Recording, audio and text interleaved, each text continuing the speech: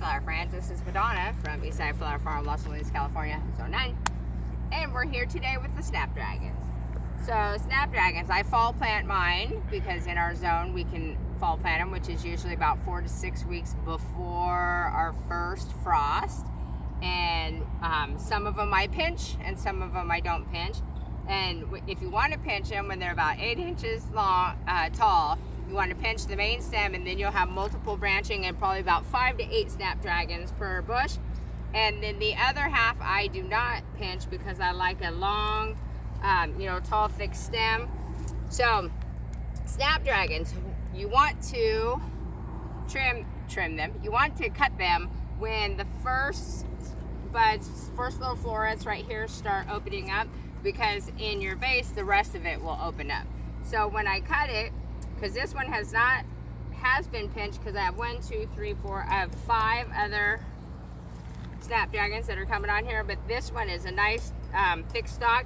So if you don't pinch them and you're cutting off that initial stalk, well, when you do that, it's going to automatically pinch it. So you're going to go, again, not quite to the ground, but you're going to go up about 2 or 3 sets of leaves. You always want to leave some leaves on it. So I'm going to come down here, find my sets of leaves, and I'm going to snip it. And so right there where I cut it above a set of leaves, you're going to get more branching. So now you'll trim this off. So fun fact with snapdragons, they are both phototrophic and geotropic. And what that means is phototropic means they're going to go up towards the light.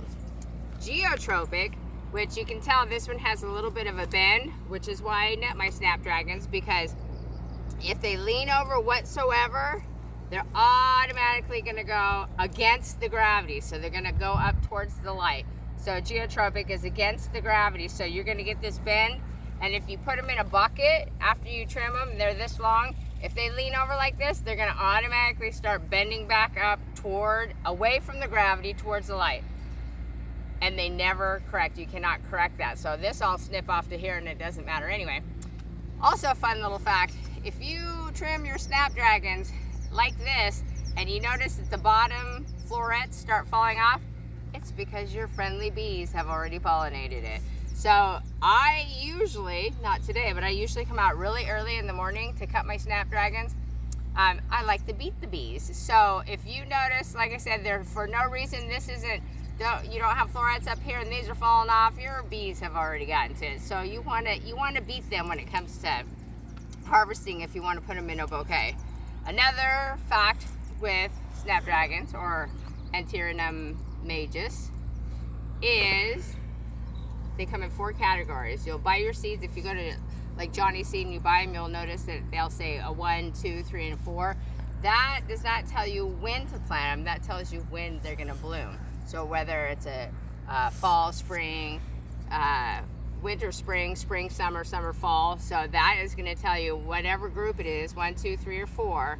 And these were group 1s I did last year right before our first frost. So they are ready to harvest, and I think everybody should have them because they also are bee and butterfly friendly. Actually, hummingbirds like them too.